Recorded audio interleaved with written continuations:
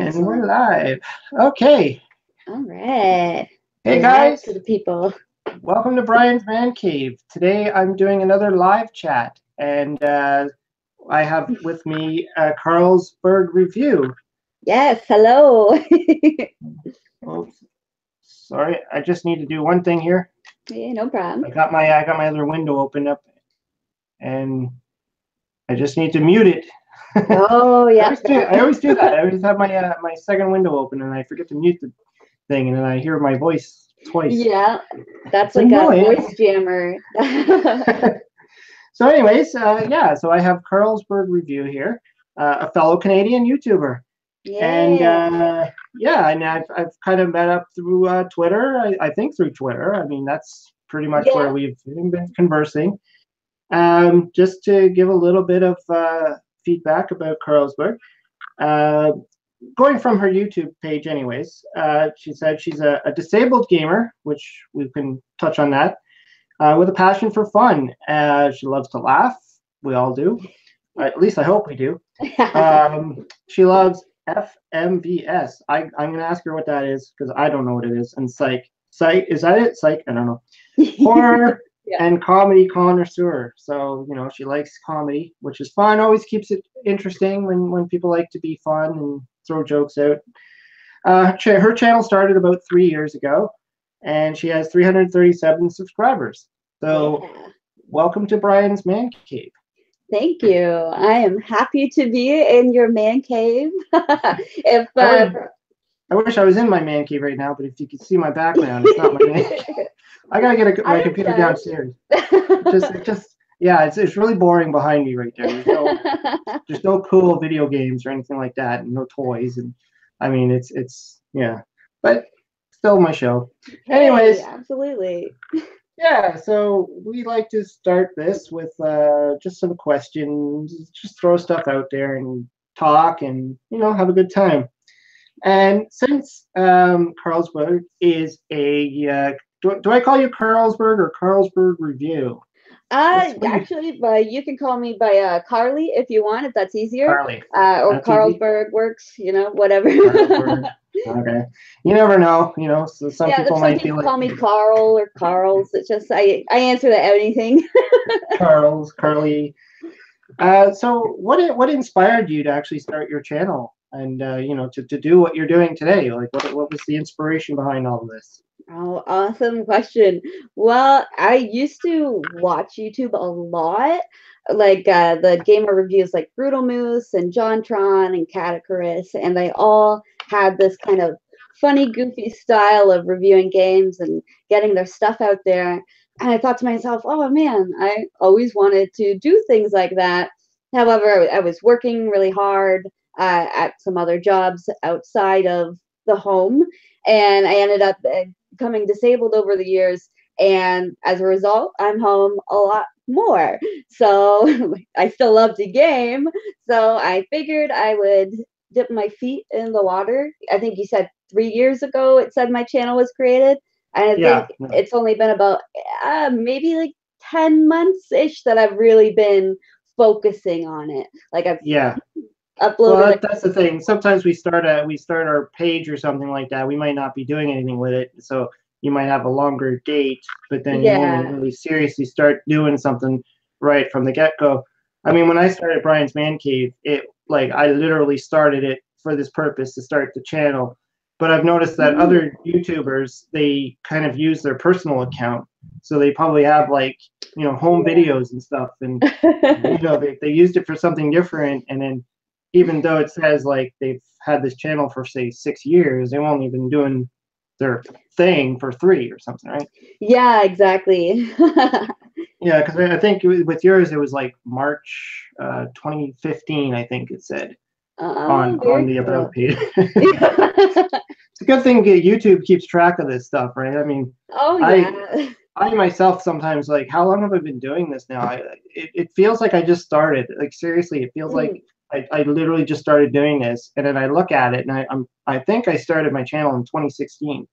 And then I think about it, it's like, well, that's almost 2 years now. Yeah, time really is flying. And like working with the other channel that I work with is MTG Purple, and that one has just been a lot more flow than KarlsburgReview. So it's been really quite an interesting experience having like a bigger community of like the tabletop gamers with Magic the Gathering. You know, all get together, and there's just been a whole slew of stuff happening over there, like drama with the game and the makers and whatnot. So I've been trying to keep chill over on KarlsburgReview, and I stay out of that kind of stuff. I just focus on games that I like, games that I want to share, and the Trash or Treasure series. So this MTG Purple, did you start with people, or was it already something established and you joined in? It's something that my husband and I started. He is basically the show, and I'm his editor for it. So I do all the editing and the behind the scenes stuff. You do all the fun stuff, right? Yeah, I get to sit in the background in a camping chair. Well, you know that it's true though. I mean, that's the time-consuming part of doing YouTube, right? Like you ask any YouTuber, they're going to tell you the majority of their time is spent doing the editing and putting the video together, writing the scripts and all that stuff. And but yeah, so going back to your Karlsburg channel, do you actually script it? Do you do it live? Like how so like I've watched a few of your videos. I noticed you have your Trash or Treasure, which is a popular thing. So tell me a little bit about that, your process. So for most of my reviews when I started before the Trash or Treasure series, they're mostly all scripted because I have like memory issues because of the medication I take. So it's easier for me to have just the script there. For Trash or Treasure, however, I wanted something that was more kind of impromptu and relaxed. So I just took all the games that I never played before that were in my Steam account, and I put them all on a list. And then I started randomly picking numbers from it. And it's ended up evolving into other people picking the numbers and me randomly picking one of them. So it gets like the community involved in it. And the process of that one is much easier. the editing for Trash and Treasure is like a cakewalk. It's so super easy. But compared to the other ones, they're much more time. You didn't script it, or so it's just like whatever kind of comes out. Because when I was watching it, it almost looks like it's a live thing. Like it almost looks like you're doing it live. Like you just kind of, so I guess you kind of do it in the same kind of format as if it was live, but you're recording it, and then at the end of it, you probably just have to like Yeah, you know what you're doing. Great idea. I could technically do that live and cut and upload it as Trash or Treasures because it's like an uncut and raw version of it. Like I watch KVD. He's like an eating channel guy, and he does his shows, and then he does like an uncut and raw. He calls it because it's a food channel, but that's where he goes through the entire process. Oh my god! Sorry, I just hit my microphone to anyone listening. Well, it's just how I do when I do my live chats. I essentially, or not, sorry, the live chat, live plays, is I set it up in the studio, in OBS Studio, and then I have the game running, and then I just, start my intro, and then I just start playing, and it's completely live. So at the end of the video, and then it's automatically up on YouTube. I don't have to do anything. Yeah. Whereas my regular videos, I have to actually go and film, and I also do more of the impromptu. I don't write scripts. Two reasons. One is I like the more candid thing, and the other thing is I'm terrible with sitting there reading, and I don't know. I don't have a good memory to sit there and memorize a script. Yeah. So I don't want to be like this. Yeah. I don't want to do that.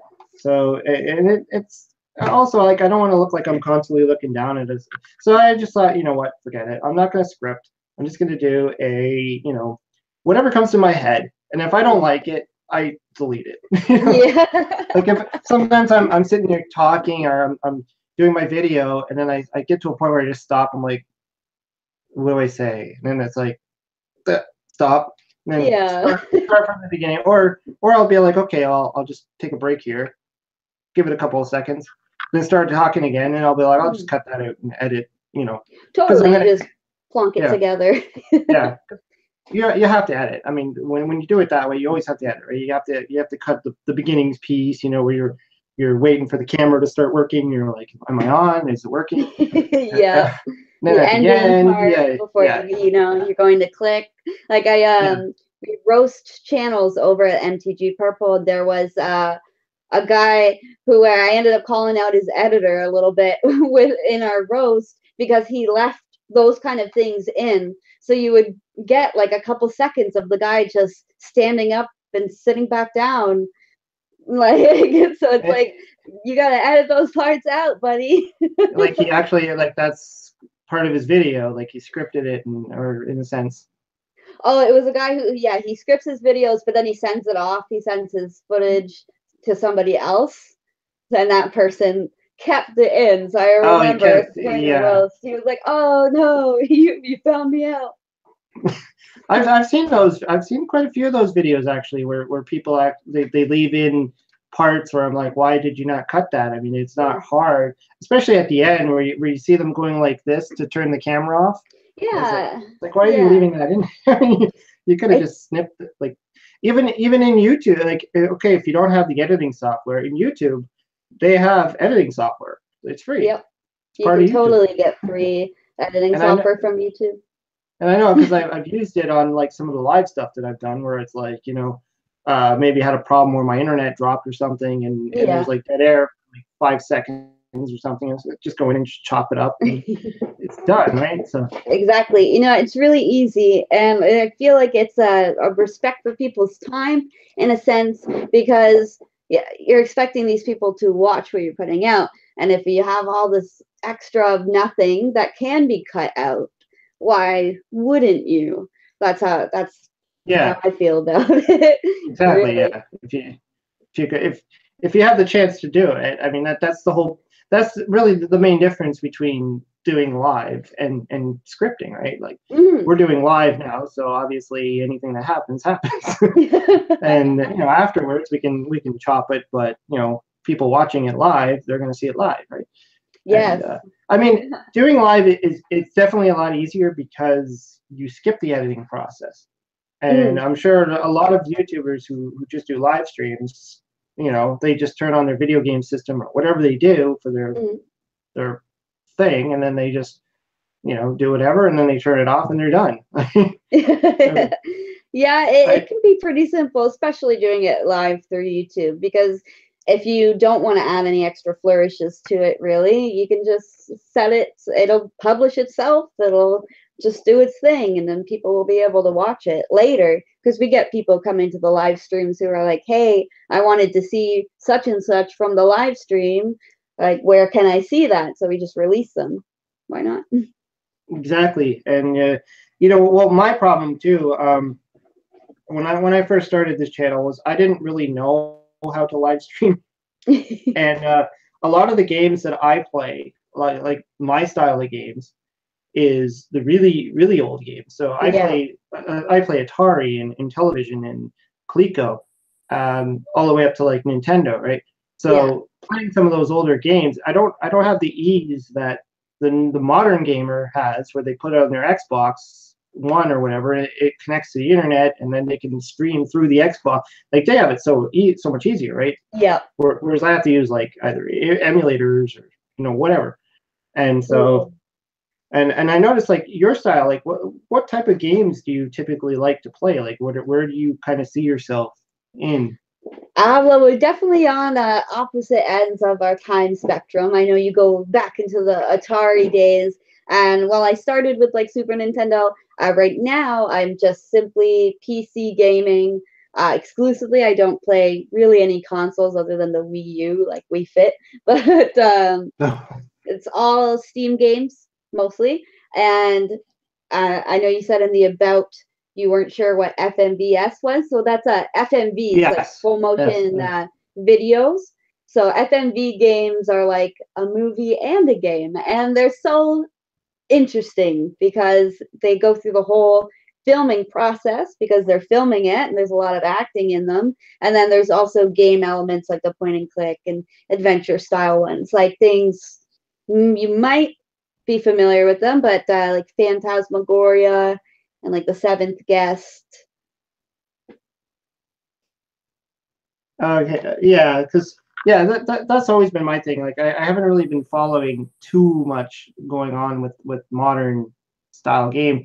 I don't know what it is. I don't know if it's just that I like the nostalgia of the retro stuff, or if it's just these games are just over my head, or what. I don't know. I mean, my most recent system would be the Wii, and I only bought that because I really wanted to play the bowling game. Like I like the Wii Sports that it came with, right? So I ended up buying I bought the Super Mario Brothers game. What is it called? Super Mario Wii or something? Probably. Just the basics. Yeah.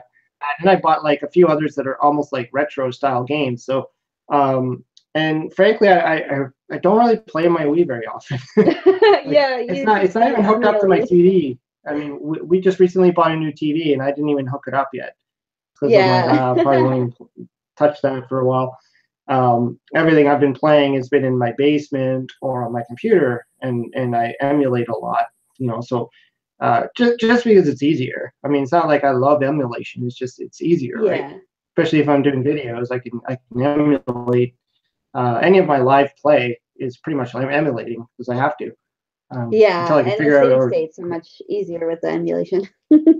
Well, you can get like capture cards. I don't have one of those yet, but I know a lot of YouTubers use those. Like it's a capture card or something that you can plug into your system and actually run the proper system through the computer and all that stuff. I actually have one of those, and I have the Elgato like HD 60, something like that. And it's super simple. Like you said, it just plugs into your computer and plugs into the system, and it will stream it. Yeah.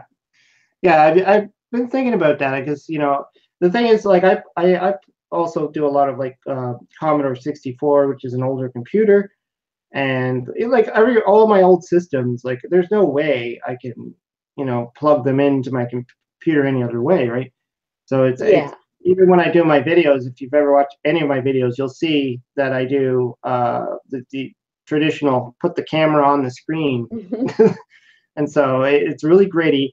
And but some people like that. They like to see how it looks like on an actual CRT TV. This is the way we played games back then, right? We definitely there's probably a niche subset that likes that kind of stuff. You don't get the quality. You're not going to get like the 100% quality, but you get the real experience where I actually sit there and play in front of my TV. Yeah.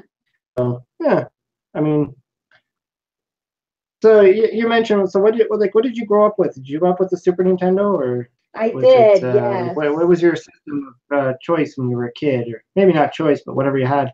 What was it? Growing up, Super Nintendo. I know I played a lot of the Marios. But the one that comes to mind, can't remember the exact name of it. Maybe it's like Adventures in the Magic Kingdom, but it's like with Mickey Mouse and Goofy, and you go through and you have to collect the keys, and there's like a whole bunch of mini games, basically. I ended up going back. I've heard of that. That's magic. Yeah, I never completed it, and then I came back to it, and then I decided that now that I'm an adult, I'm like, okay, I found how to play the game again, and I ended up beating it, and it wasn't really worth waiting all that time for the ending, but the game itself is still a lot of fun. It's funny how some of those games when you were younger, they were almost impossible, and then you play them today, and you're like, this isn't hard at all. But then I've also had the opposite thing where certain games I used to play, I used to be able to beat them, and today I'm having a hard time. Like The Legend of Zelda 2. Link, that one I have such a hard time on that game. As I was able to play it and beat it, and I think the last time I tried was probably about a year ago. But I was playing it on an emulator. Okay. But still, I mean, it's still hard, and it's like, how the heck did I do this in the past? And yeah, I even started revisiting things like Sonic the Hedgehog on Sega Genesis, and I was like, I couldn't even get to level 4 or whatever. Yeah. Oh Like no. I got so far, I was like, this is horrible. Like I can't even play this anymore. So I actually had to go out and rebuy it. I actually just bought Sonic the Hedgehog Okay. for the Genesis yesterday. I went to a store near my house, and I'm like, I have a Sega Genesis. I don't have the original Sonic for some reason. Mm. So I have Sonic 2, which I don't even think I've actually played it. I think I bought it and never played it. So probably picked That's it up fun. in a thrift shop or something like that. So I thought, I need Sonic, like I Yeah. can't have a Sega Genesis and not have Sonic. Like that's stupid. Exactly. And Exactly. I also want to get my daughter to start playing it because I've introduced her to Nintendo, and Okay. so she likes Mario, but she doesn't really know what Sonic is. Oh, So fair. I was a Mario girl myself. I didn't play much of Sonic. Maybe it was that scary music, like when you're like drowning in the water, when your time is running out, like one or the other. Sonic has very distinctive death music in it, I remember. yeah, and they're style games too. I mean, like the way Sonic the Hedgehog plays is completely different than Mario. I mean, it, Yeah. It and feels the Mario of controller. the past is definitely I feel like they knew what they were doing with the past ones, and the more recent ones, like the ones I have for the Wii U, they have a confusing sense of like what they're trying to do with being competitive on multiplayer, like between friends, and it sends like really weird mixed messages. The newer Mario ones versus the old ones, where if you played with friends, you can just take all their shit. Well, yeah, and like if you think about like I remember playing Super Mario Brothers, the first one, like just Super Mario Brothers, playing that with like friends or my stepfather or something like that, Mhm. and you get one player that really knows the game and can like whale through it, Yeah. and the other player just sits there because it's like, it's my turn and I can play forever. I never die. I remember one time I actually sat down with my stepfather. He was still trying to figure out how to play the game. I beat the game on my first turn, and he literally just sat there holding the controller, like, so and then they moved on to what Super Mario Brothers 2, Mhm. which was Doki Doki Panic in Japan, and it didn't even have a second player, so there was Oh no yeah. player 2, right? So you want to play that with friends, just sit there and watch them play or watch the one person play. And then they Yeah. figured it out. Okay, it's Super Mario Bros. 3. Okay, let's make it more fair. You finish a level, then you finish a level. Mhm. But then they added in, like you said, you can steal their crap, right? You can go into Yep. those. You can go into that little, like when you're on top of each other. You can go into that Mario Brothers, the original Mario Brothers game, and then bop each other and steal your stuff. And then so they made it interesting, but and then of course they continued on to Mario World, which I'm terrible Mhm. at. I'm going to be the Fair. first to admit that I'm bad at Mario World, and probably because for me I was still playing Nintendo when say Super Nintendo and Sega Genesis were on the market. Everybody was playing that, Mhm. and so I was still playing the traditional Nintendo. And then the market moved on to GameCube and then all the other ones. And I was still playing Yeah. Nintendo. I never moved. Never moved. Oh, I I ended up sat going with there. PlayStation. I sat there in Nintendo land for so long, and in some ways, I started backpedaling where I started playing my Atari and my Commodore 64.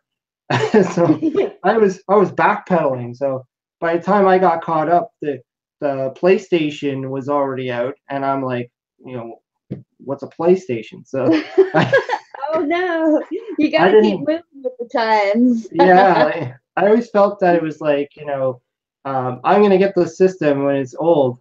So Mm. like Nintendo 64, I ended up picking one up actually, the one I picked up was the one that was it was the Pokemon Oh yeah. edition or something like that, and it came with Pokemon Stadium, and I think that's the only reason why I bought it. Fair. That game looked cool, and it had a Pokemon card. And I was playing the game at the time. I was playing the cards at the time, you Oh, know, because okay. I was always been a card player. So, Oh, and excellent. that was what I was gonna kind of segue into was you've mentioned Magic the Gathering. Is that Yep. something that you've been always interested in for the longest time? Did your husband get you into it?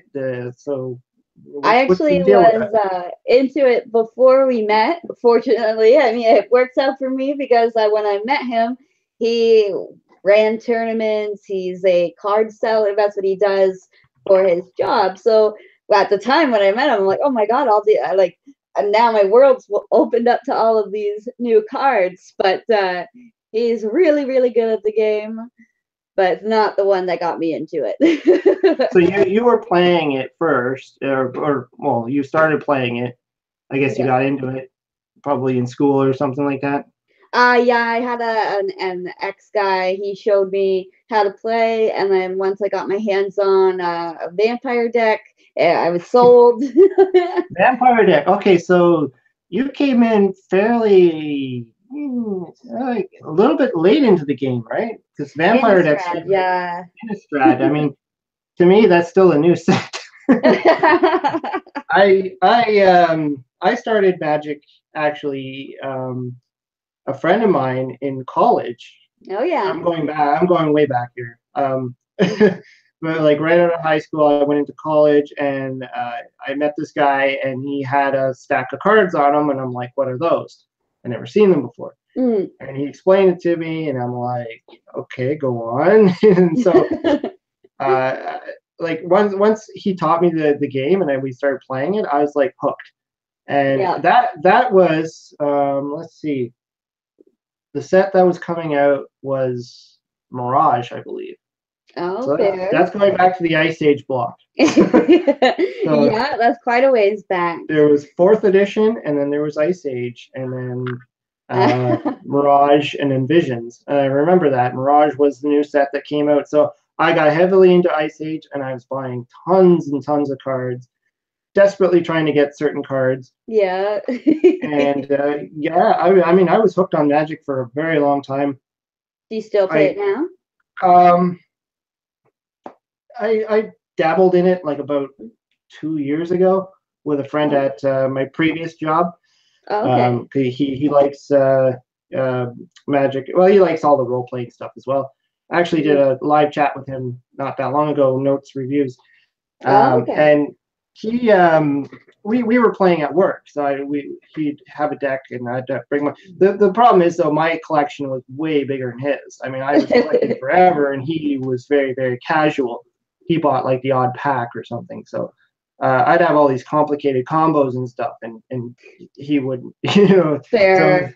yeah, but the other thing is, I was playing every weekend. I was going to a comic book store or a card shop or whatever, and they held tournaments. But I wasn't playing Magic; I was playing Yu-Gi-Oh. Oh, So I okay. kind of transitioned into Yu-Gi-Oh for a while. I liked the simplicity of the game. I liked I don't know, just the creativity of it or whatever. You know, I played Magic for so long. I built every single kind of deck you can build. I collected a lot of the power cards. I had a Black Lotus for a while. I had a couple of Moxes. Like I had a bunch of the Power Nine. And as you know, they're not cheap cards, right? Yeah, restricted now. Restricted, very expensive, and Yeah. I literally sold them all off to buy an entertainment center. Like Oh, yeah. I sold dual lands, original dual lands, like a ton of like, because I'm like I'm never really going to play this game on a serious level, so why am I Hey, holding on to that's it? fair. You gotta know what it's an expensive game to get into, so you gotta know what your level is at. Like, there's Yeah, people that are pro competitive players. I'm sure they spend an arm and a leg, but versus your casual player at home, like you don't have to spend that much. and you Just know that it's also got like the different formats. So you got like mm, the Type 2 or whatever it's called nowadays. It was called Type 2 a long time ago. It's modern. Yeah, modern, like standard. There's EDH. Standard. That's the word I was looking for. Standard. Yeah. So you want to be in standard. You have to always have the latest sets. You have to have the latest cards. You have to be rotating your cards in and out. Yeah. Whereas like type 1, you can play anything, right? But you're going up against the stronger decks, and so I'm like a creative person, so I always like the combos. I like to build fun decks, right? Actually, I still have this one, which I've kept, this deck, and nice. This one is it's a really kooky one. It's based on this card. I'm gonna hold it up there. I don't know if you can see it. It hasn't focused yet. It's not gonna focus, is it? It's called Fluctuator.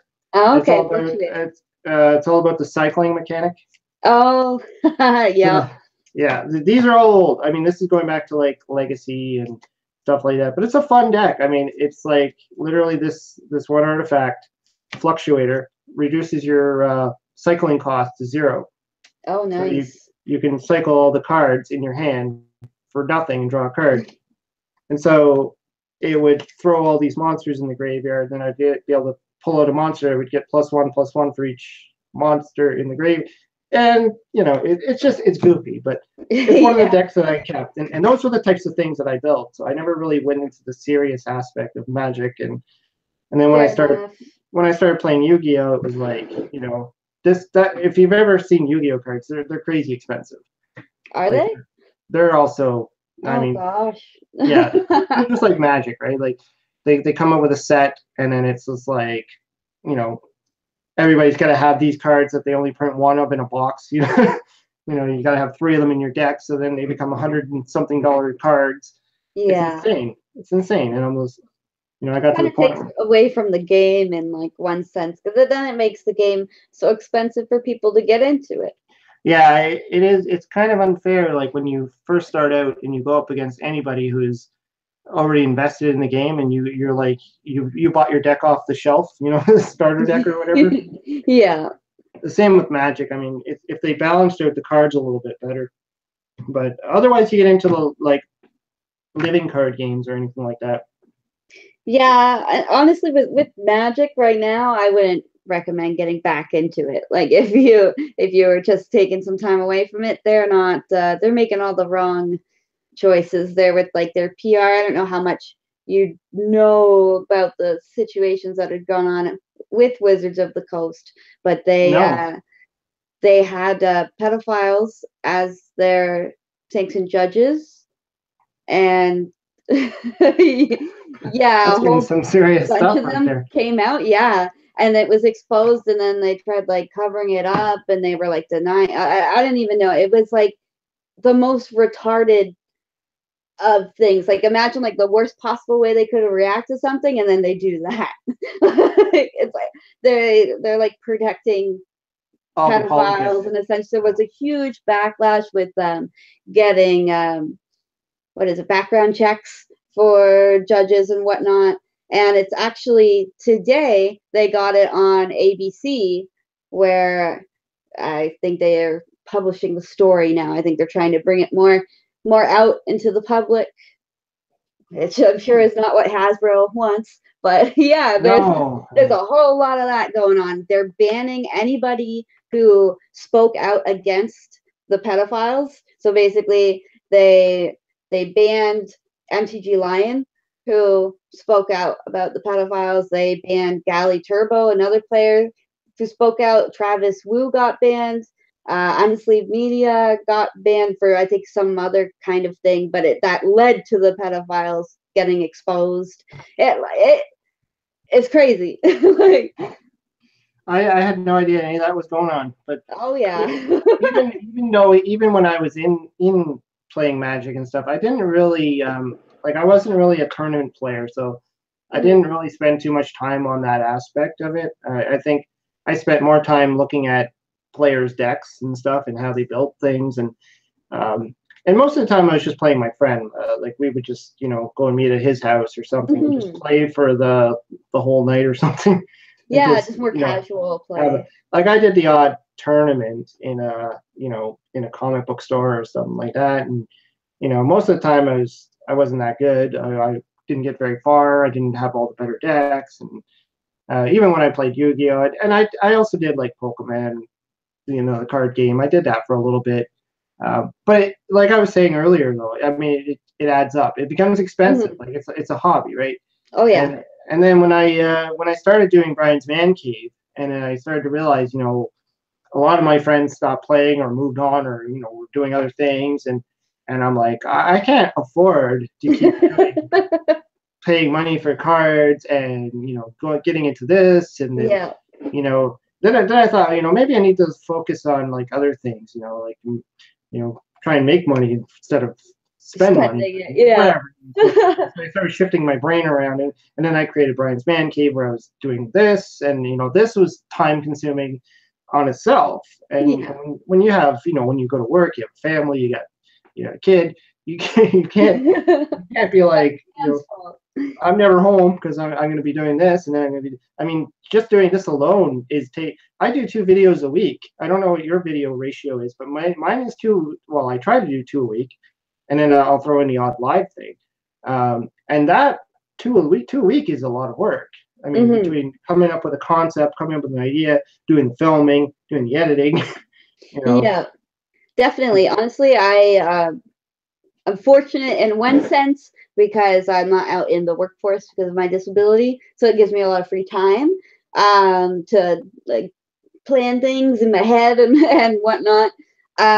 For uploads, for me, I took a little bit of a break this week, but I normally record 3 trash or treasures for the week, and then on top of that, if there's like I'm working on a review of some sort, like either a games you can't live without, or a games you can live without, or some of the other ones that I have kind of in the works, some of the FMVs that I've played.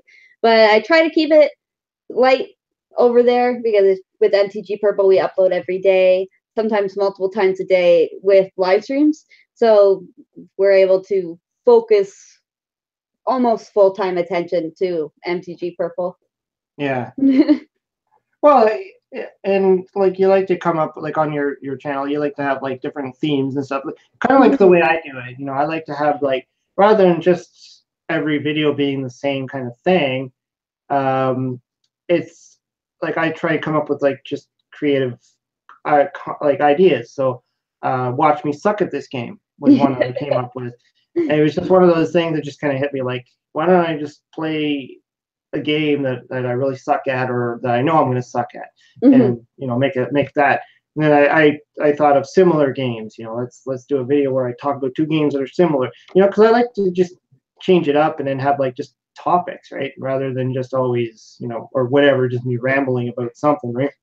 Yeah, always the same kind of static build to your videos can get really boring, not only for the people, but as the creator. I guess some people enjoy it because then they know what they need to do, exactly what they need to do. They're just going to do the same style of video. They don't really have to put as much thought into it, but I feel like it just gets stale. Yeah, and the thing is that well, I'm finding with my challenge is that because everything I'm talking about pretty much is retro. It's old, right? You're going back 20, 30 years. So I always have to come up with something that I already have, or something I haven't already talked about. And versus people who are doing things with modern stuff, they almost have an endless supply of things to talk about because there's always something new coming out. Oh yeah, from the AAA games with like their loot boxes and what like Konami's doing, there's always something going on. Always something to report. They can talk about the Switch, the new games coming up for the Switch and the Xbox, and if something else comes out, they got something. I kind of talk about those little things here and there. Like I will, like I've mentioned things about the supposed Atari box that's supposed to be coming out at some point in time. So I've kind of talked about that. That's cool. But we haven't seen anything or heard of anything. I remember doing a video, probably last year sometime, before the Switch came out. I remember talking a little bit about the Switch, and if it was something that I would actually want to buy, because that's always a challenge for me. I'm always considering it, like, should I pick up an Xbox? Should I pick up a Switch? Should I pick up, am I going to like any of the games? Am I going to play them? And because it does give that extra layer. Whereas right now I'm finding I'm just always talking about Atari. And, yeah, you kind of want to get a little bit into the more modern games. I think that if I were to pick, I mean, aside from PC, because I will say PC is superior to any console, but the Nintendo Switch would probably be the one I would go with. Like the games they're porting over for it are great, and it's coming back with wonderful reviews, especially versus the Wii U. No one really got into that, I guess. Yeah, well, the Wii U is one of those kind of what I always consider like a middle system. Like it kind of came out in the middle of two great systems. Like the Wii came out, everybody wanted the Wii. I remember it was hard for me to get a Wii. Well, first of all, I couldn't afford it at first. I'm like, it cost too much, and I didn't get a Wii until like many years later. In fact, I think the what was it? Wasn't there a mini one too as well, like a I think so, a mini Wii thing that came up, and then I remember. It was one year for Christmas. It must have been about 8 years ago, because I remember my daughter was still like what 2 months old or 3 months old, around that time, and it was Christmas time, and then the Wii's were on sale for Boxing Day, and that was like, I'm gonna get one, because but Best Buy was like supposedly selling them for like $60 or something ridiculous like that. But when I got there, obviously they were all sold out. And I'm like, I really wanted to get a Wii now. And I went up to like 5 different stores. I ended up going to Toys R Us, and they had 3 left, and they were at full price, which was, I don't know, $150. So I'm like, I wasn't planning on spending that much, but hell with it. I wanted a Wii. I'm like, I'm not going home unless I have a Wii, damn it. So mission accomplished. Yeah, so I bought it. I'm like, oh, fine, I got it, whatever. And but it again, like I said earlier, it's the games for it. I don't know. I'm having a hard time finding games I actually want for the Wii. So I bought Back to the Future. I found that in Toys R Us, and it's like Back to the Future the game, because that's one of my favorite movies. Yeah. I bought the Super Mario Brothers. I bought some of the classic stuff, right? Basically, the only thing good the Wii is good at is like the Mario games. I feel like everything else it falls short, and like Bayonetta for the Nintendo Switch is superior than Bayonetta for the Wii U. So I don't know. They tried with the Wii U, but it's gimmicky. And the regular Wii, they went more with the motion. And then I guess maybe that's the motion control. That was its selling point, right? And frankly, aside from the sports games, the motion control, I don't like it. I mean, I liked it when I was doing the bowling thing. I thought that was cool because it felt like I'm bowling. Yeah. And some of the other ones, but when it comes to like Super Mario Brothers, I mean, like, why? You have to sit there shaking the controller to get them to do whatever, and I'm like, this is weird. Yeah, true. Actually, Mario Kart is the only other game that they do right. That's a fun one. Even with the motion controls, that one can be fun. But really, other than that, the Wii is. They have that steering wheel component you can actually put the remote in. I've seen those things. I remember seeing those all the time in the stores. They had those little steering wheel thing, and you could put the remote in there. I had one of those. Well, actually, the other thing that was good with my Wii that I was doing was I bought from the store, which I think they're discontinuing now, aren't they? I think I heard something about that, like they're killing the Wii store or something. Oh, I know the Miiverse is already gone. Anything to do with like Mii's and like those little people that you create and like sharing them with each other. That's already gone. So I don't know about the WiiWare though. I just like that's the area where you'd buy like the emulator stuff, right? Essentially. Yeah, exactly. So, you'd get a Wii U or a Wii just to buy emulator games. I don't think. Yeah, and I remember I bought like I paid for like 20 points, I think, and then I ended up downloading Super Mario Brothers 2, Mhm. the original Super Mario, the one from Japan, the one that ended up on the Super Mario Brothers All Stars. But Oh, okay. it is actually looks a lot like the original Super Mario Brothers game, because the All Stars they changed the graphics and all that stuff. So I downloaded that, which was like 600 points, which was annoying because now I still have like 100 points left over because I couldn't cash it all in. And then I think I got what was it? A Castlevania game that they ported to the Wii, and it looks like kind of an original Castlevania game, which is actually pretty cool. Hmm. I remember playing it, and my wife came in and she looked at it and she's like, "Why does this game look so old? And this is supposedly a brand new system." I'm like, "Oh, this is like a a That's the port. style. Yeah. And what else did I buy? I think I downloaded one. I was really thinking about some of the games, but I'm like, I have a real Nintendo and I still have all my games. it's Yeah. it. I think I really only just wanted that Super Mario Brothers 2 because that's like the original. That was what we were supposed to get. Whenever we were Mm. supposed to get that one, not the one we got. I mean, not that I don't like the one we got. I like that one, but I mean that's not Yeah. what we were supposed to get. But I was looking at some of the other ones, like but again, it's like okay, I'm turning my Wii into a Nintendo, and I have a Nintendo. I might as well just put the Nintendo on there. It's weird. It's one. So do you have like an all time favorite game you would ever say, Ooh. or anything like that? Or Ooh. I know it's a tough one for everybody. I always ask that question. I like, what's your favorite game? What's your favorite? Oh man. Not necessarily today's game, but maybe one that always stuck in your head is when I was a kid. I always loved this one game. Hmm. Let's see. Well, oh man. My flavor of the week since is Distortions, which is an absolutely stunning game by Among Giants. Um, you basically play as this woman who is stuck in this otherworldly place that is distorted and sort of falling apart. It's a little like naturey, but the rocks are crumbling and paths are crumbling. That sort of kind of sense.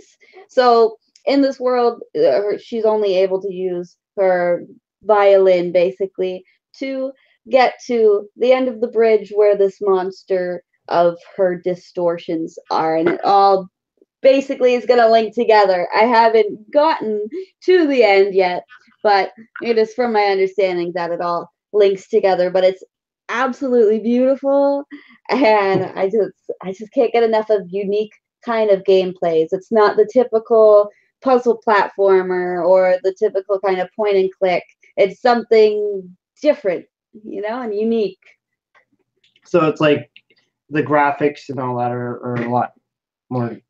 Yeah, they're really intense. I think that where the game might fall short for some people is they won't have a powerful enough computer to run it properly. Because I've Uh, turned some settings down, even, and with the settings turned down a little bit, it seems to show some rendering issues, which takes away from the beauty. Like the style of it is really, really beautiful and it's drawn really well. But when rocks flicker in and out because of rendering issues, it doesn't look so nice.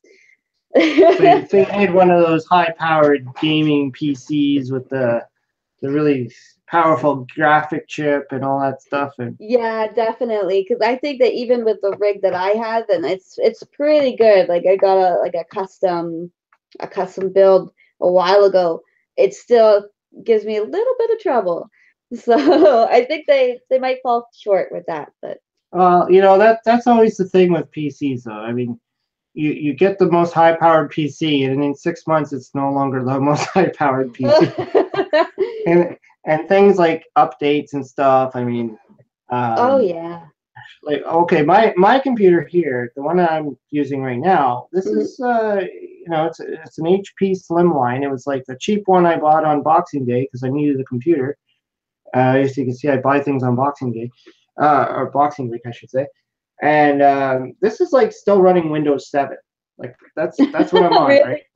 So when I'm doing things like editing videos and graphics in Photoshop and stuff like that, it does take time. I can imagine if I tried to play anything like what you're talking about, my computer would probably explode or eject out of the window. Yeah, it might not even run. That's like another speak of favorite games would be Darkest Dungeons, and I actually bought that game before I was even able to play it properly because I tried to launch it on my laptop before I had this gaming computer, and it just wouldn't even run. But like everybody else loved it, and it looked great, but I couldn't even like get a little taste of it because it just didn't launch at all on my computer. So when I got the new one, yeah, so you got to make sure you got a good setup for some of the higher end games there. It makes it difficult for everybody to get in and enjoy it though. Now the thing about PC gaming, like I'm thinking about a lot of the stuff I have. Like I got some old games over here, like old PC, and I'm talking like Windows 95 old. Oh yeah. I'm talking old. I got stuff like that, Windows 98, that I couldn't run on my computer. Well, there's some ways you can do it. I mean, you can download these funny programs that slow down your computer and all the. I mean, you can do these little funny tricks to it. But when you own all these games that are like PC driven, you kind of have to keep these old PCs, right? Like, you can't just keep upgrading your computer and expect these games to continuously. It's kind of like with consoles, right?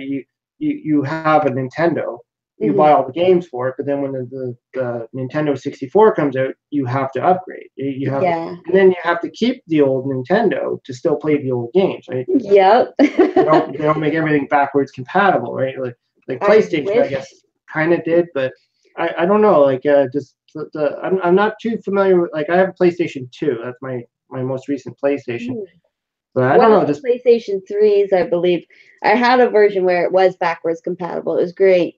The PlayStation was awesome. PlayStation 3 can play the 2s and the 1s? Or? I believe so. I remember one of them was backwards compatible, and I can't quite recall. I think it's PlayStation 3. Yeah, because I don't think PlayStation 4 is. I think that was one of the, and same with the Xbox, right? Like I don't know nothing about Xbox. I'm not going to pretend I do. But like, can the Xbox One play 360 and original Xbox games? I don't know. I don't think so, and I doubt it because the Xbox is inferior to the PlayStation, in my opinion. And it says here that the PS3s are backwards compatible with PS2 games. Yeah, okay, that makes sense. They don't go all the way back, but they try. So you can't pop in your Tomb Raider from PlayStation. Nah, you can only dream. You see, like because I bought a PlayStation a long time ago, and then I eventually did buy the PlayStation 2, thinking, well, it plays PlayStation, so it's a win because I have all these PlayStation games, so I can play that and PlayStation 2, which then kind of made my PlayStation 1 irrelevant. It's like, as long as my PlayStation 2 works, why do I need the PlayStation 1? Right? And they actually did that. This isn't a new thing. If you go back, like Atari did the same thing with the 7800. So the Atari 7800 plays majority of the Atari 2600, which is the original popular system, right? So backwards compatibility. But they did have a middle system, the 5200, which had a different cartridge, bigger, wider cartridge, required a different controller, and they messed it all up like that. So yeah, so there is that little middle, and then they made their computers, the Atari computers, which all take the same cartridge slot. So this kind of thing has been happening. But Nintendo, if you're, the Nintendo cartridge being that big, huge square, and then they moved on to the smaller rectangular thing for the Super Nintendo. Yeah. Which I think there is an adapter you can buy that actually lets you, I think, I could be wrong, that you can play original Nintendo on the Super Nintendo. I know Sega did it. Sega has a component where you can plug it in and play Master System on it. Oh, yeah, that's really cool. Yeah. So, there's always this whole backwards compatibility thing. But with PCs, it's different. PCs are different. PC, almost, it's more difficult with PC. I find that because if your computer's too good, it won't play the old games, and if your computer's not good enough, it won't play the new games. So you're right, you do have to keep your older computers with you. There are some, I believe Brutal Moose is a channel that I watch, and he used to do PC game reviews, like the older games that you get like in your cereal box and whatever. I got a few games of those. that you wouldn't be able to play. Yeah, but he showed his computer, and it was like the old 90s computer. Like he had to like order parts specifically custom to it to keep it old. Like nuts. I still have my 2 old computers as well, but one of them I don't have the wires for it, so I can't plug it into anything. And the other one, it's got a power problem, so when it boots up, it shuts down. Which is why I bought this one. Because I had that one for a long time, and that sucker was running Windows XP, and I bought that when I started going to college. Mm-hmm. And I had it for a very long time, but then it one day just started shutting off on me, and then I'm like, all right. So I put it in the basement. I'm like, maybe one day I can get it fixed. I don't know. And then I'm like looking, I'm like, why am I keeping these? Like maybe I should just get rid of it. But then I was thinking, I got some of these old PC games. I don't have many. I mean, a lot of what I played would have been either online games or something like that, or emulator games. So I downloaded a Nintendo emulator or something. So, but I still do. Like, I have some Leisure Suit Larry games and stuff. Like, I don't know if you know what that is, but I've definitely heard of Leisure Suit Larry. I think I have all of them actually on I had one of the one where it had all, so was it 6 or 7 in one disc, and then I had the I don't know. I kind of have those, and those are fun games. I mean, they're the text adventure style games, where you just kind of wander around and search. It's nothing complicated about them. Right? It's just it's goofy. What else? I have a few of the flashbacks. I have the Intellivision flashback CD from Windows 95 days, which I tried to get to run on this computer, but it's like it needs QuickTime 2, version 2, which that won't even run on my computer. So I'm like, okay, no. it's not gonna work. It ain't gonna work. So, man. I'd have to I don't know. I don't know what I would have to do to get it. But I haven't actually looked into anything modern. So looking at PC games and stuff, and I've always been more of a cartridge fan, anyways. I always like the cartridge games. I like the fact I just stick the cartridge in, the game works right away. I don't have to download anything. No patches. Yeah, no updates, no patches, no bugs. I've been reading stories of people getting an Xbox for Christmas, and then they set it up, and then it's downloading for a whole 24 hours or something like that. There is when you get a new console, it updates the first when you turn it on, and now there's the whole it preys on. Grandma and grandpa got little Billy his new Xbox. So pay us $70 here at the store to do your first installation so he doesn't have to wait. Oh, jeez. They're doing that now. I didn't know that. I didn't know that was a yeah, so it's I get it, but really you just come home, plug it in, and it's gonna update. So you don't need somebody else to do that for you. So my question is then, what's going to happen, say, in 10, 15 years when you go to plug in your Xbox? Is it going to explode? Probably. Is it not going to work? I hate the Xbox. I only had really just a couple experiences with it, other than the red rings and the whatnot. I had wanted to play Alan Wake really badly. It was just a newer game that was out at the time. And we got an Xbox from my husband's father, and I got it from the library, the game, put it in, and I didn't get to play any of the game. And in 2 seconds, that Xbox destroyed that disc, and I got charged $30 at the library for a game I didn't even get to play. How The do you Xbox destroy the dug a disc? groove into the disc and it rendered it unplayable.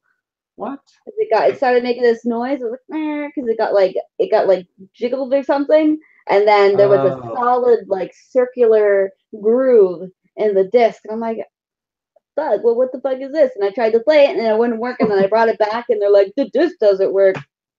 You're responsible for it." I'm like, That's I pretty hate you, bad. Xbox. I didn't know that.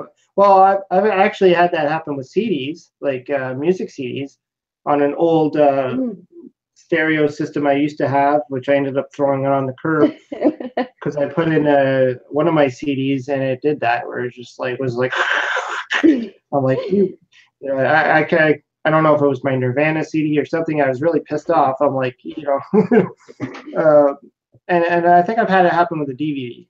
But yeah, I guess that makes sense. You know, if Yeah, there's it can something, happen.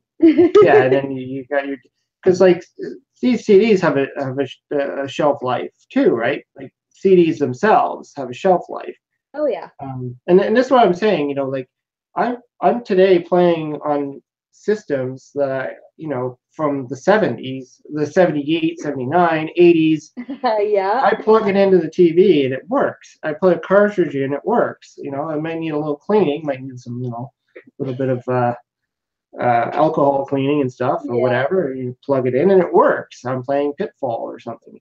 Whereas I'm thinking, in the future, these systems that require all these updates and internet connections and stuff, Yeah. are they going to be garbage? Or am I going to go into like a secondhand store and see like 600 Xboxes on the shelf because nobody can play the thing and they're garbage? Like, what's going to happen, right? Like, what's going to be retro gaming in the future? Oh my god, it's probably gonna be like PlayStation 4, like If it retro still works gaming. when you plug it in, right? Yeah, none of the servers will probably all be down. Yeah, no servers. There's going to be no updates. There's going to be So no dead like. games because you can buy a game today, and 2 months later the server is gone, like, and then you just can't play. So, Well, but it's, I'm just seeing a comment here from my name hidden123 saying they didn't know that CDs had a shelf life. Actually, yeah, they do, and you have to look that up. CDs, these guys, they have a shelf life, and they will only last for so long. And in fact, most of our media does have somewhat of a shelf life. Some of them have a longer shelf life. So for instance, if you go back to the days of cassette tapes for music and VHS for movies, those usually did have a shelf life because of the tape in there, and it stretches, and it's I have a ton of VHS tapes and stuff, and I put some of the older ones in, like my Nightmare on Elm Street movies. I put them in there, and they were just like horrible, yeah, horrible. And then you buy the DVD, and it's like perfect, right? But then the DVDs themselves can degenerate, and these things yep, will definitely. eventually die. And And they'll so, stay. Once you record on them, they'll have less shelf life, and yeah, each time yeah, you use them, technically. yeah, you can almost see the grooves in there when you look at it. And so the cartridges are kind of the same. When you have these like a cartridge, these are all the chips, right? And they're all the brass prongs and all that stuff. So as long as you can keep them in a nice place where they're not going to be exposed to. But like I said, I'm using cartridges like Atari. These things were made in like 1970s, like in 78, 79, all the way up until about 90. And we're in the year 2018, and I'm buying them from like a secondhand store. These things are all dirty. There's crap all over them. There's crud in there, and I just run some alcohol, clean it all up, and it works. And I know it's going to work. I mean, as long as the system works, right? Your system can die on you because it's all diodes and electrons and yada yada transistor things that die. and you might need to replace those, and if you know how to do that, you can do that, right? You can get the parts, you can fix it, and then the games are going to work. Whereas like CDs, not so much. I mean, these things will last so long they'll deteriorate and they won't work anymore. Yep. But I don't think it's going to be an issue because everything's moving online, right? Like we're all going into like what Steam or whatever that is. I'm so dumb when it comes to this stuff. No, honestly, I understand the appeal with wanting like tangible cartridges, tangible games. You bought it, you own it, you can feel it in your hands. It's there. You put it in, you play it. Like right now, it's all like I spent $20 on a game yesterday. Can you see it? Where I have it? Can I show it to you? I have to go online and I have to like boot up the game, and there's certain things if I didn't have internet I wouldn't be able to access Steam. Like there's a whole bunch of little things that happen. Even this is online now. You can buy, Magic Online's been a thing for a while. I actually tried it for a while, and I got to that point where I'm like, I'm buying virtual cards. I'm spending the same amount of money for virtual cards that might not exist one day because the server can go down, or they can remove it, or they can, whatever. I don't have that anymore. That's money gone. These physical cards will be here forever. As long as I don't. Oh, do we have someone? Yeah. No, just Mike came out to say hello. Oh, hey. Fuck that guy. What? Is that the hubby coming in? Yeah, he came in and came by. If you want, he knows more about Magic than I do. If you had any questions, I don't know when he and I are going to be streaming later tonight, so I'm not sure how much time I have left until that stream. Oh, okay, not a problem. Well, we're getting close to the end of this one anyway, so I don't want to take up too much of your night. I know it's a Monday night, so we all have to get up. Well, most of us do. Go to work and. It's been a lot of fun. I've been enjoying like delving into your world because your world of gaming is so different than mine because I'm on the other spectrum where I play like the full motion video games and some of the newer, more modern games where you are into the Atari and Commodore 64, all that kind of stuff. Like I had a guy, he's like, play E.T. And I'm like, I know who can play E.T. And because I saw you playing some of your old Atari games. Yeah, I did one on E.T. actually. I had to try and think of how I could do it without just saying, I'm just doing another E.T. video. And so I started a new segment where I was talking about games based on movies. And I did it with, what was it, E.T. and I think Raiders of the Lost Ark or something. I don't know. It was like 2 movie games that I put together. Fair enough. Oh, no, maybe it wasn't. No, it was Gremlins, I think. I don't know. 2 old Atari games based on a movie. So, I did E.T. because E.T. is a hot mess when it comes to, like, just the stigma behind it. And, anybody that just pops it in there is going to sit there and go, this is a piece of crap. And, of course, the stigma behind it is what fuels that, right? So everybody thinks it's crap before they even put it in their Atari. And the trick is that you just got to read the manual, right? Yeah. And I find that's something that's also different today. Is I find a lot of newer games seem to come with tutorials essentially built into the game. Yeah, guiding you on how to play the game while you're playing the game. Whereas in the Atari days, that didn't happen. Yeah, you open a case now. Even if you're going to buy a more modern game, say in disc form, there's no booklet. No, just go on. And even like I started noticing that like even in the Super Nintendo days, where a lot of the games would actually have like, this is what you do to do this. And Nintendo 64, like I was trying to replay Mario 64, which I'm terrible at, horrible at it. And I was noticing like everywhere I was going, there'd be a sign telling me what to do, what buttons to push. And I'm just like, oh, but this didn't exist in, obviously in the Atari days, right? You didn't have anything popping up telling you what to do. So if you didn't read the manual, you were screwed. That was it. And this is what I see a lot of people doing that. They put the game in and what's going on, I'm pulling down pits, and this is happening. I don't know what's going on. This blocky thing just walked by. What is that? You know, Yeah. you didn't The have the game's not going to graphics. tell you. Yeah. The graphics were not self-explanatory. Most of them, everything looked like three little dots or whatever, and so you're screwed. So that was Yeah, if just you don't know what they mean, then you're definitely screwed. I remember, I think it was Angry Video Game Nerd, where I yeah. saw his, and it explained that like they mean something.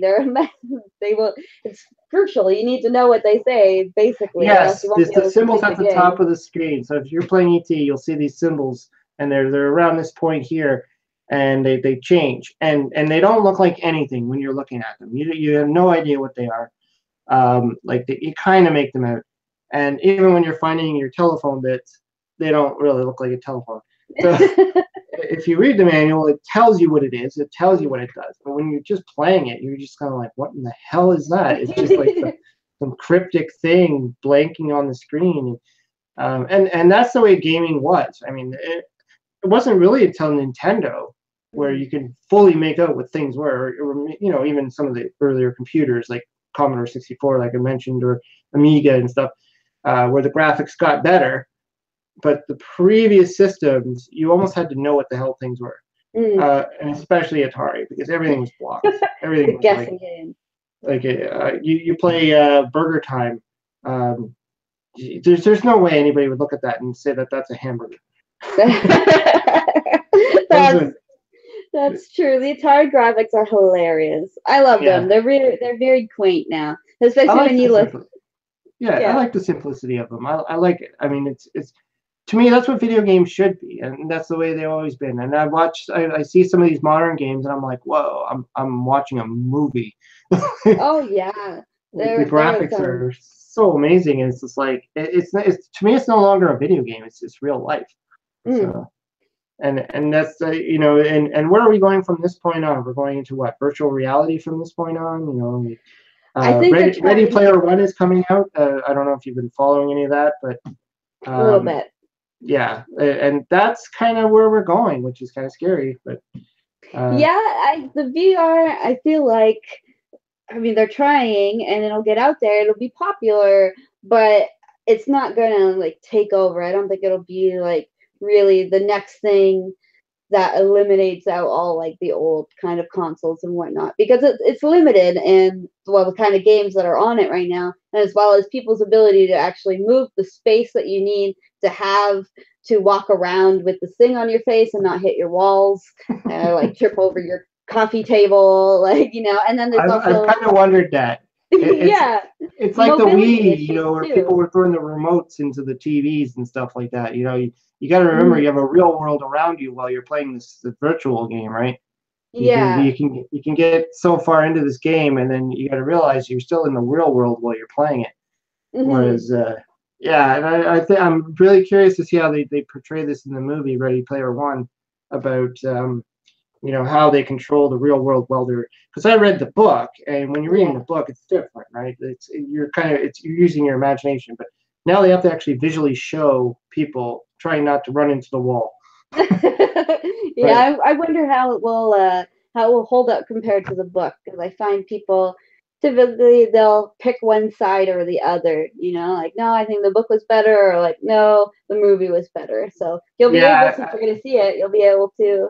when I did my video, I did a review, not a review, but I did a little video talking about it, and I had someone on Twitter actually like sending me like 100 tweets about asking me why I thought the book was great, why I think the movie's gonna be great, Mhm. what I thought was so great about it. He was basically saying the book stunk, and it Yeah. just focused on one little section of the '80s, and it was this and this and this, and I'm like, oh, I liked it. I don't Mhm. know. So it's Uh, my I like the games that he talked about it, because he was saying, it did talk about Nintendo games, it didn't talk about this. I'm like, the author has to focus on one area, right? You can't just, yeah. he's not going to throw up the whole '80s in your face, right? He's going to talk about what he likes and what he enjoys. So Yeah. I don't know. I don't know. It's Everyone will have like a different take on things. Like I put reviews out for certain games. I have I like horror and I like psychological horror a lot, and I tend to go to things that look a little different or obscure. So I was playing a really just visually a fever dream of a game, and I really really enjoyed it, and I left a little review and blah blah blah my experience, and then like the next day I woke up and someone commented on it like, what the fuck are you talking about? That game was shit. I was like, I don't know, I liked it. I like it. Yeah, it's my opinion. I enjoy it, and that's kind of what I was saying. It's not for everybody, but to each his own. If you don't like it, if you read the book and you thought it was crap, that's fine. But there's a lot of people that will disagree with you, and obviously you can't. The book's always going to be different than the movie, of course. I'm not expecting the movie to be exactly like the book. In fact, I never thought the movie would ever happen because I'm like, how could they have all that stuff in there? Like, copyrights and stuff like that. Costs a lot of money. All the references and yeah. So anyways, we're going to wind this down now. Okay. Is there anything that you wanted to ask me or throw out there or talk about while we're still here? Just to, I don't know if there's any questions you had in your mind or something we didn't talk about. That is an excellent question. Well, I don't think that I really know where your channel is going in like 6 years, not 6 years, 6 months. Where do you see yourself? 6 years, yeah. Well, who knows? And in 6 months, where do you see yourself, Brian's Man Cave? I really hope that I can keep innovating. I mean, that's becoming my challenge. I mean, when I started the channel, I had a ton of ideas, and I felt like I scooped them all out, threw them all out in videos, and now I'm like, now what? You gotta keep brainstorming. You never know. Buying more stuff and whatever, and but yeah, I mean, I've been trying to get a little bit more creative, and with the changes of YouTube, I'm sure you've probably followed some of it. Yeah. I used to monetize my videos. I didn't make any money, but I still monetize. I think I made $27 in 2 years. Fair. And so I thought, now that YouTube went and done this, I'm gonna find other ways, other avenues. So I started doing T-shirt designs and stuff like that. Yeah, I saw actually since Spacey's buying one of your T-shirts. Yeah. Since Spacey's bought my. It's funny because when I put that up there, I'm like, my wife saw it. She's like, "Who the hell's gonna buy your shirt with your face on it?" And I'm like, I don't know. Maybe somebody will like my show and buy one. You're like, huh? Here he is, wearing my face. Yeah, there you go. So that's why I was like, okay, I'll start doing some other more creative things. And so I was kind of like doing that, and then, but as far as the show is concerned, yeah, I'm trying to innovate. I'm trying to come up with new concepts. In fact, my next one that I just came up with, I just shot the video for. It's called A Closer Look. And what I'm going to be doing is looking a little bit more at a specific game, because in the past, most of my reviews or talks or whatever, I was talking about, like, say, comparing the same game, like, say, Burger Time on 3 different systems, and then I would show, like, little snippets, and then, or the similar games or something, right? So, or the Watch Me Suck at This Game. So this time I'm going to try and just focus on some of the games I've already talked about, and do a little bit more, actually play the game as much as I can, do a little bit more of it and explain it, maybe have the manual there, maybe read it, maybe play it better. And, so it's just things like that where I can expand what, the different things that I do, the different types of shows that I do. So that then just keeps it interesting, because I don't want to just be like, this is a video game, I'm going to play it. So, totally. Yeah, you always got to mix it up. I think that's a really good idea. Yeah, and I hope to continue doing the live chats, because they're a lot of fun. I mean, this is a lot of fun. I really enjoyed talking with you and meeting all these new YouTubers and stuff and other people. And I still have a few other people that said they're interested. It's just a case of the time. Yeah, scheduling. And time zones and stuff. Every time I'm talking to someone, I'm like, by the way, where are you? I'm in Canada. I'm on the Eastern Standard Time Zone. Where the heck are you? Yeah, you managed to luck out here, not too far away from you, even in real life. Yeah, exactly. And people that are like 10 hours away or 20 hours away or whatever, people all over the world. I mean, there's a lot of people I've been talking to in Australia and England and stuff like that. What time is it for you? Oh, 8 in the morning. Oh, 8:30, you know, whatever at night. Yeah, you're going to bed and they're getting up for the morning kind of exactly. thing. So live chats are becoming challenging, but you know, I hope to keep doing them. I really enjoy it, and I'm doing more live plays, which you've helped me out with. I know you sent me that a little bit of guidance onto setting up my live play and setting up OBS and all that stuff. And yeah, they've been looking really good. yeah, so like that was a struggle for me because people were asking me to do it. It wasn't something I planned on, but people who watch my show, they kept asking me, "Can you play some games live? Can you do some live play?" I'm like, I would love to, but I don't know how. So I struggled through it, but I eventually got it.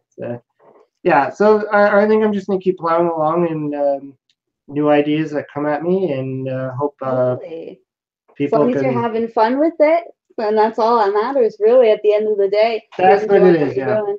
Like, making money, I don't expect to make money, but I'm trying. I mean, we all do. Yeah. We all try to make something, right? But I'm not expecting to get anywhere to that degree. I really, what I want to do is make a little bit of money to put back into the show to buy more stuff to talk about. Yeah. That's really where it's coming down to. But, you know, so I think I've sold like five shirts through the... through that software, so that, I mean, it's not a lot of money. It's really small, but that's money I can now take and go and buy stuff. And actually, yesterday I just spent like $50 on video games, just so I can start. You know, I bought some Sega Genesis, a Master System game, and you know, just a few odd old games, so I can have more content. Yeah, that's awesome. It's always nice to be able to put back into the channel and, like, you know, give more, because I know you're gaining up in subscribers and you always want to keep showing them new things, but it can be hard when you got limited resources and, you know, you got a family, got to keep a roof over your head. You know? Yeah, you gotta. I come home from work sometimes, and it's like, okay, I got about 40 minutes before the wife and kids are home, so I'm gonna be in the basement recording my video. Yeah. Once they're home, I don't have time. Time management 101. Anyways, yeah. Wait, we got one person asking about the Retron 77, Emrox. I don't know if he's still in here. But I haven't heard anything about it. So the last video I did was yeah, I mean, it's one of those products where they started talking about it and they stopped talking about it. I hope it comes out. I mean, I've been waiting on it. For anybody that doesn't know what that is, that's it's like a Retron system, a modern system now that will play the original Atari games. Oh, it has HDMI. You can plug it into your HDMI TV. And you can actually it doesn't have emulation in it. It runs off the real cartridge. Oh, wow. Yeah, so it's like another version of the console, basically. Yeah, so the Retrons, like, they came out with the Retron a long time ago, which played Nintendo. And then they came out with the Retron 2, which played Nintendo and Genesis, Nintendo and Super Nintendo. And then the Retron 3, I think, Nintendo, Super Nintendo, and Genesis. And now they're up to like Retron 5, which plays like all those three plus some Game Boy games and stuff like that. So Retron 77 is, you know, the year of the Atari came out in the 77. It's going to be a retro system, modern system that plays old Atari games. So they brought it up. They talked about it at a show, but they've stopped talking about it. So maybe there's not as big a market as they want for it. I don't know, or they have a launch date, and it's not going to happen until that launch date. It's just like the Atari box, talking about it, all that stuff going on, and then all of a sudden, just nothing. So yeah, as soon as I get any information on that, I'm definitely going to throw it out there, talk about it, because I'm kind of excited about it. I want to see it happen. I hope it happens, and you know. Oh, Simon Belmondo just came in. How's it going? Hey, Simon. But yeah, sorry. I mean, we're wrapping it up now anyways, and because I know Karlsburg here has some MTG stuff coming up on her other channel. Yeah, gotta keep on the grind. I don't want to keep her from that, and I'm sure her husband probably wants to get going on that. And thank you for being on Brian's Man Cave. It was a lot of fun.